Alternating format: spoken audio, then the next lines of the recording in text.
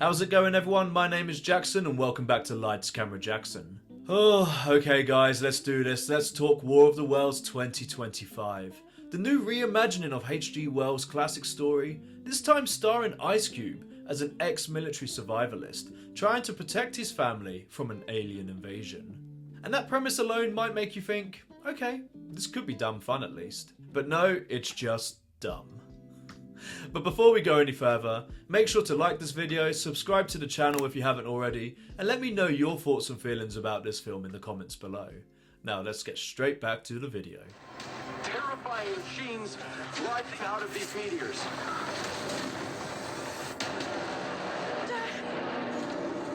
Get away from that!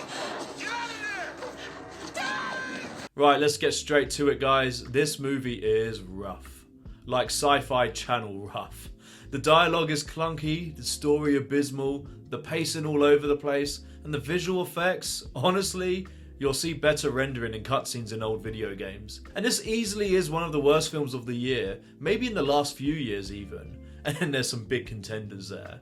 I'm looking at you, Madam Web. And will likely win big at the Razzie Awards in 2026. Like, what the actual fuck were Universal thinking by commissioning this film? And what an insult it is to such a classic story. At least they had the sense to put this straight to streaming, but my god, someone surely got the chop for greenlighting this film.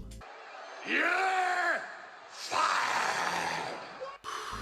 Oh boy, Ice Cube, what have you done? I usually love the guy. He's got presence, charisma, and when given the right script, think Boys in the Hood, 21 Jump Street, Straight Outta Compton, he would normally deliver. How do you know this person? Dad, this is Doug, a guy that I'm dating. The fuck? Hi, How's your classes going, Doug? But here, the script gives him nothing to work with except generic tough guy lines and a backstory that's barely developed. You can practically see him checking out halfway through the film, and who can blame him? In this film, Ice Cube's character is stuck behind a desk at Homeland Security, and the whole story plays out through the lens of Microsoft Teams calls, drone and other various surveillance footage. And whilst this can work in horror films like Unfriended and Host, even the Blair Witch Project back in the day, it isn't the case here, and it's a large reason why this film sucks.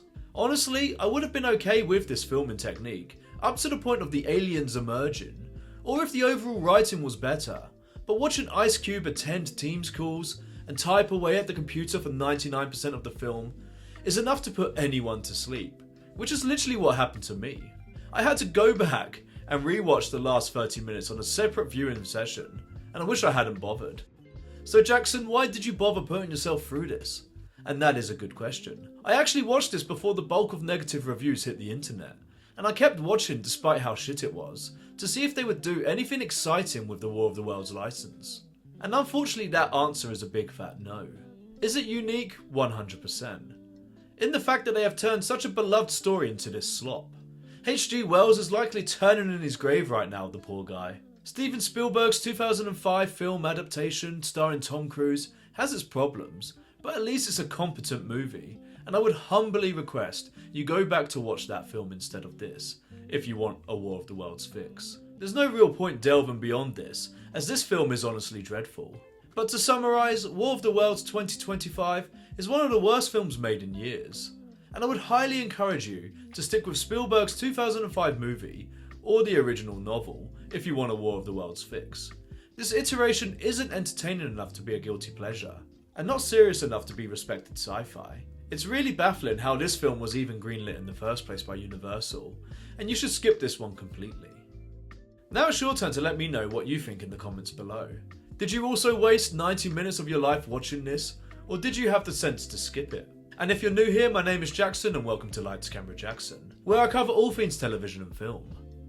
I started this channel to connect with other like-minded individuals such as yourself, to discuss the latest and greatest releases, and sometimes the awful ones, and more importantly, to give my poor wife a break.